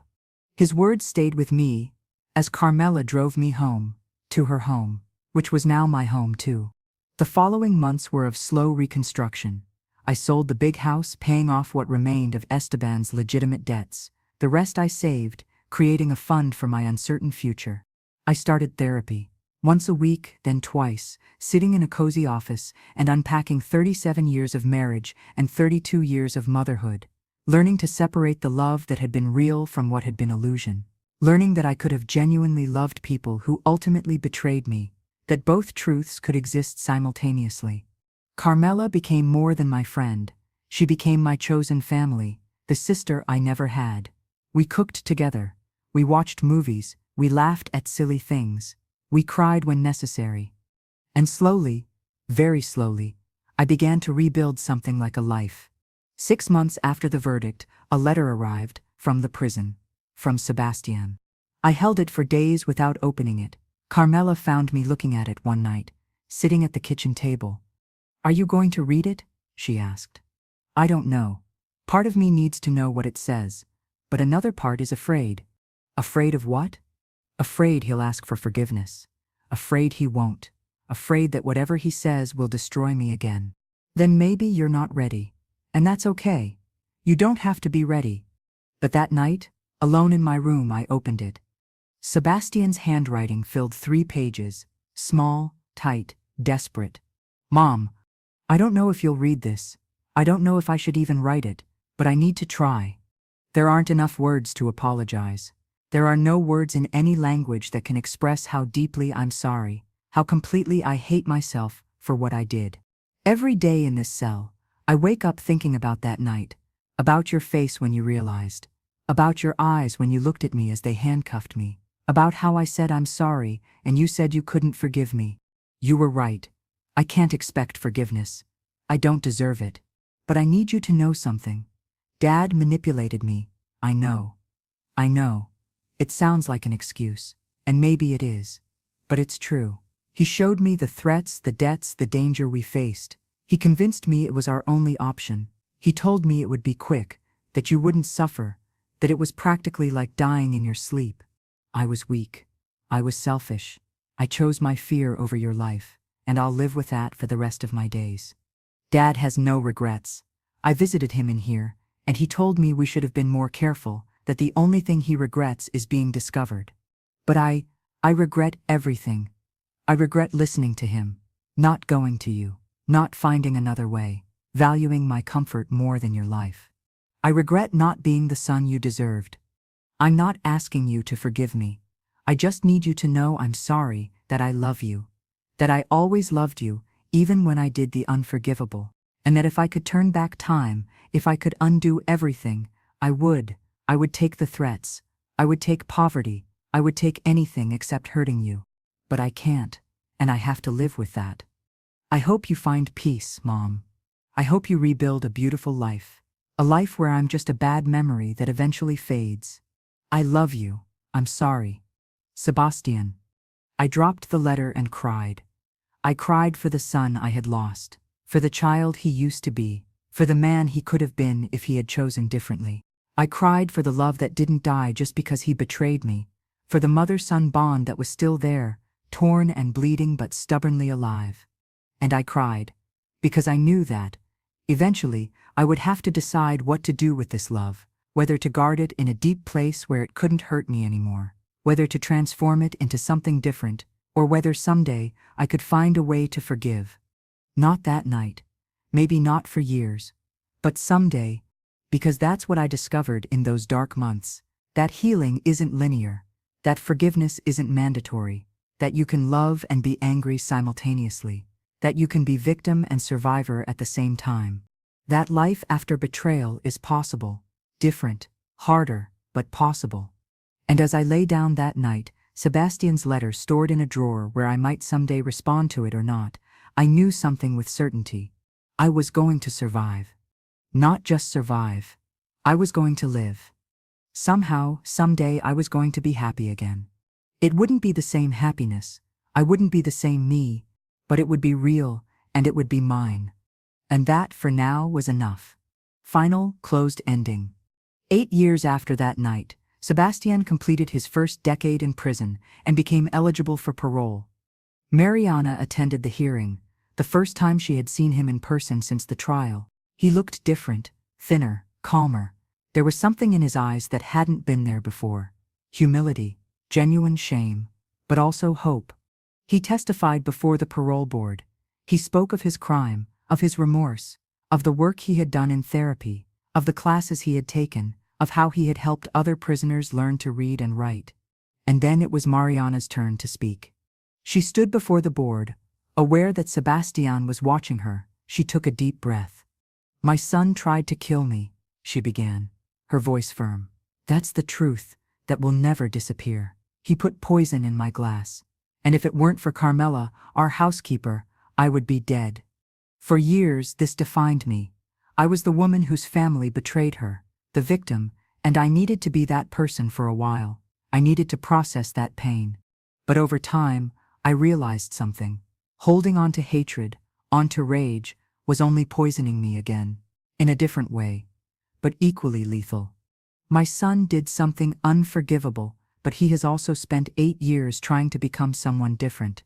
I've read his letters, I've talked to him, I've seen his prison reports, and I believe he has changed.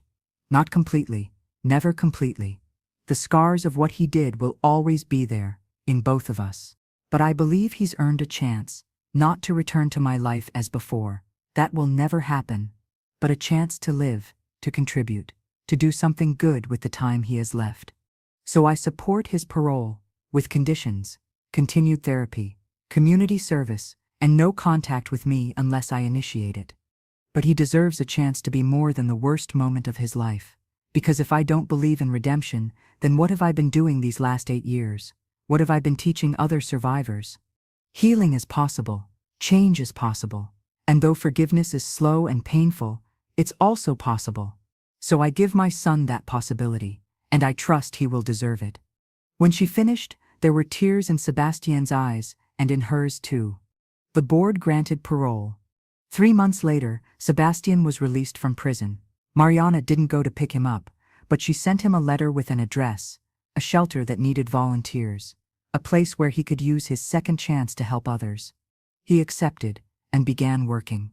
6 months passed before they saw each other in person. Mariana scheduled to meet him at a neutral cafe. She arrived early, her hands trembling around her cup of tea. When Sebastian entered, she almost didn't recognize him. He wore simple clothes, he had a beard, he looked humble, broken, but also more real than ever. They sat across from each other. The silence stretched, heavy and uncomfortable. "Hello, Mom," he said finally. "Hello, Sebastian. Thank you for coming, for giving me this opportunity." "I didn't do it for you," she said. "Honestly, I did it for myself, because I needed to know if we could have something, not what we had before, but something new. I understand, and I don't expect more than you can give." They talked, for 2 hours, about his time in prison, about the therapy, about the work at the shelter, about the lives he was trying to help rebuild, including his own, and about her, about Survivor Voices, the organization she had founded with Carmela, about the people they had helped, about the purpose she had found in her pain. It wasn't easy. There were long silences, moments of tension, times when Mariana had to leave and catch her breath in the bathroom, overwhelmed by conflicting emotions. But they had talked, and that was something. When they left the cafe, Sebastian looked at her with wet eyes. Can I hug you?" Mariana hesitated. Everything in her screamed no. But she also saw the man her son was trying to become, and she thought about the long journey of healing, about how sometimes forgiveness begins with small gestures. "Yes," she said softly. The hug was brief, awkward, but real. "I love you, Mom," he whispered. "I know," she responded. Not "I love you too," not yet, but she didn't need to lie either. They parted with a promise to meet again in a month, to keep building, slowly, whatever relationship could exist between them now. 10 years later. Mariana was 70 years old. Her hair was completely white. She moved a bit slower, but her eyes were bright, alive. Survivor Voices had grown beyond her wildest dreams. They had offices in 3 cities. They had helped thousands of people escape abusive situations. They had changed laws. They had saved lives. Carmela, now 65, was still by her side, not as an employee, not even as a friend, as a sister in every way that mattered. And Sebastian had become something unexpected. He worked full-time at the shelter Mariana had directed him to. He ran support groups for men struggling with violence, addiction, and the consequences of their own terrible choices. He spoke at schools about accountability, about the weight of decisions, about how one night can destroy everything. He had never asked to come back into Mariana's life fully. He understood that bridge had burned, but they met twice a year. Birthday lunches, quiet conversations. A relationship built not on what had been, but on what could be salvaged from the ruins. It wasn't mother and son as they had once been. It was two people who shared history and blood, learning to exist in each other's orbit without destroying each other. Mariana had learned something profound in those 10 years. Forgiveness doesn't mean forgetting. It doesn't mean pretending it never happened. It means choosing not to let the past poison your future. She thought of Esteban sometimes. He had died in prison 6 years ago, a heart attack, just as he had planned for her. The irony wasn't lost on her. She had attended his funeral from a distance, standing in the back, watching Sebastian cry over his father's grave. She felt nothing, not satisfaction, not grief, just a quiet acknowledgement that he had existed, had done terrible things, and was now gone. The real revelation came on an ordinary Tuesday afternoon. Mariana was in her office at Survivor Voices when a young woman came in, maybe 25 years old, terrified, bruised. "I don't know where else to go," the woman whispered. "My husband, he says if I leave, he'll kill me, and I believe him." Mariana took her hand. She called in the team. They activated their safety protocols. Housing, legal representation, counseling, everything this woman needed to escape and rebuild. As Mariana watched the woman leave that day, scared but hopeful, broken but not destroyed, she felt something settle in her chest. Purpose. That's what had come from the ashes of her old life. She had been given a second chance, not by Esteban or Sebastian, but by Carmela, by her own strength, by the universe, if you believed in such things. And she had taken that chance and transformed it into something that mattered, something that reached beyond her own pain and touched other lives. That evening, Carmela made dinner, the same risotto she had made that terrible night 10 years ago. It had taken years before Mariana could eat it again, but now it was reclaimed. It was theirs, a symbol not of betrayal, but of survival. They ate together, talking about the day, about the woman they had helped, about the new funding they had secured, about Carmela's grandson in Spain, who was coming to visit. Normal conversation, normal life. And somewhere in the middle of that ordinary dinner, Mariana realized something extraordinary. She was happy. Genuinely, deeply, completely happy. Not despite what had happened, not by forgetting it, but by integrating it into who she had become. The woman who had sat at that dinner table 10 years ago, drinking poisoned wine, had died that night in a way, but from her death, a different woman had been born. Stronger, wiser, more compassionate, more herself than she had ever been. "What are you thinking about?" Carmela asked, noticing her expression. "That I'm grateful," Mariana said simply. "For what?" "For you, for this life, for the chance to start over." Carmela smiled. "You didn't just start over, you built something new, something better." "We built it," Mariana corrected. "Together." They clinked their glasses. Water, always water now, never wine, and Mariana felt the weight of those 10 years, the pain, the growth, the slow, hard-won peace. Epilogue, 3 years later. Mariana was 73 when she received the letter from the governor's office. She was being honored for her work with Survivor Voices, a humanitarian award, a gala, a speech. She almost declined. She had never done this for recognition, but Carmela convinced her. "Let people see what strength looks like," she said. "Let them see that survival isn't just about living, it's about thriving." The gala was elegant. Hundreds of people, politicians, activists, survivors she had helped over the years. And in the back, wearing a simple suit and looking nervous, was Sebastian. Mariana hadn't invited him, but she understood why he had come to witness this moment, to see what his mother had become despite, or perhaps because of what he had done. When it was time for her speech, Mariana walked to the podium. The room fell silent. She looked out at the sea of faces, then she began. 13 years ago, my husband and son tried to kill me. They put poison in my wine. They planned my murder for weeks, and they almost succeeded." A murmur went through the crowd. Some people knew her story. Others were hearing it for the first time. "I could have let that night define me. I could have become bitter, withdrawn, destroyed by the betrayal, and for a while I was all those things. But I had something they didn't count on. I had a friend, Carmela, who loved me enough to risk everything to save me. I had the strength I didn't know I possessed, and I had a choice. I could choose to let their cruelty make me cruel, or I could choose to let it make me compassionate.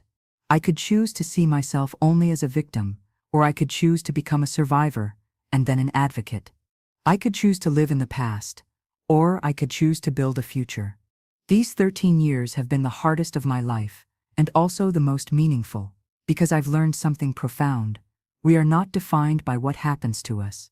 We are defined by what we do with what happens to us. Every woman and man that Survivor Voices has helped, and there have been thousands, they've taught me that healing is possible, that change is possible, that life after trauma isn't just about survival, it's about discovering who you truly are, when everything false is stripped away. I'm not grateful for what happened to me. I'll never be grateful for that, but I'm grateful for who I became because of it. I'm grateful for the lives we've touched.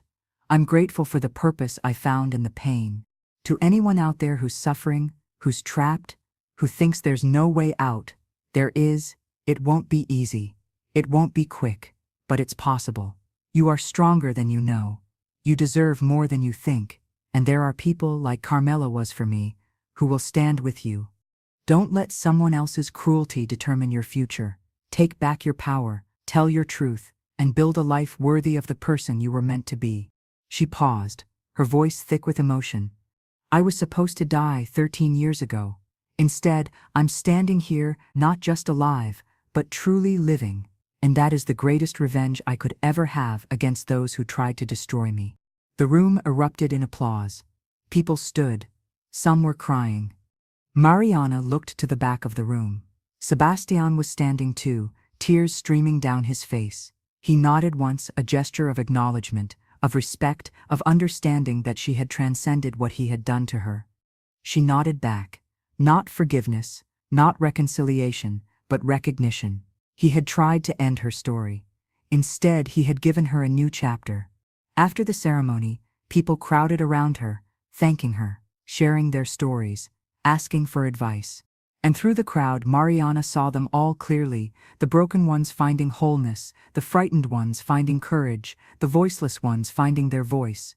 This was her legacy, not the family she had lost, but the family she had found in every person she had helped. Carmela appeared at her side, taking her arm. Ready to go home? She asked. Yes, Mariana said, smiling. Let's go home. They walked out together into the warm evening. The city lights sparkled around them. Life buzzed and hummed with possibility. And as they drove back to their small apartment, the one they had shared for 13 years, the one that had become more home than that big house ever was, Mariana felt complete. Not because the past had been erased, it never would be, but because she had taken the worst moment of her life and transformed it into a force for good. She had been poisoned, she had survived, she had healed, and she had helped countless others do the same. That night before sleep, she took out Sebastian's first letter, the one she had received 8 years ago. She had kept it all this time, along with every letter he had sent since. She also pulled out a blank sheet of paper. And for the first time in 13 years, she wrote back, Sebastian, I saw you at the ceremony tonight. Thank you for being there. I want you to know something. I will never forget what you did. I will never say it was okay, but I also see what you've become. I see the work you're doing. I see you trying. That matters. I don't know if we'll ever have what we had before. Probably not. That mother and son died that night in the dining room. But maybe we can have something new. Not better, never better, but real. I'm proud of the work you're doing. I'm proud that you took your worst act and are spending your life trying to balance the scales. You can't undo what you did, but you can make sure it wasn't for nothing. You can make sure that out of that terrible night, something good grows. Keep going. Keep helping people. Keep being honest about what you did and who you were. And know that your mother, though she may never fully forgive, sees you, and that has to be enough. With complicated love, Mom. She sealed the letter and placed it on her nightstand to mail in the morning. Then she turned off the light and closed her eyes. And Mariana Cortez, survivor, advocate, hero to thousands, slept peacefully. Not because the past didn't hurt anymore, but because the present was beautiful, And the future was hers. The end. The house with the green velvet curtains and the dining room where poison was once poured was torn down years later. A community center was built in its place, a center for survivors of domestic violence, funded by the sale of the property. The wine glass that had held the poison was kept as evidence, then eventually destroyed per protocol. But its memory lived on in courtrooms, in testimonies, in warnings to others about what can happen when love turns to desperation. Carmela lived to be 85. When she died peacefully in her sleep, Mariana was holding her hand. At the funeral, Mariana stood and told everyone the truth. This woman saved my life. Not just that night, but every day after. She was the truest family I ever had. Sebastian continued his work until his own death at 68.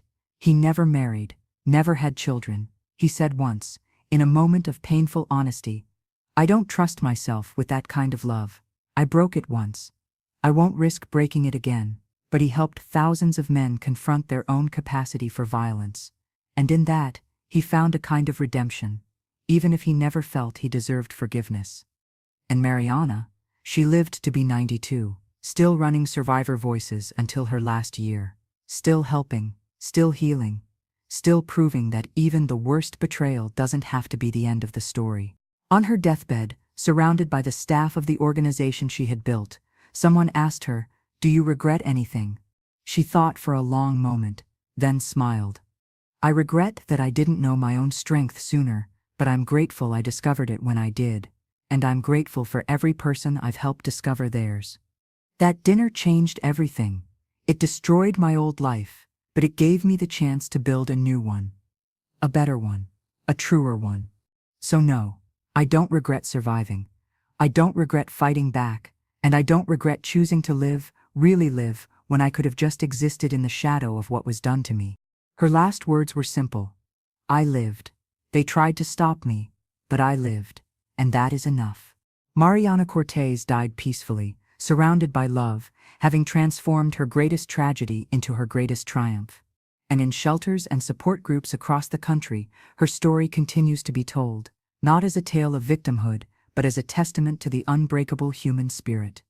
The woman who was meant to die that night at dinner lived instead, and in living, she taught thousands of others how to do the same. The end.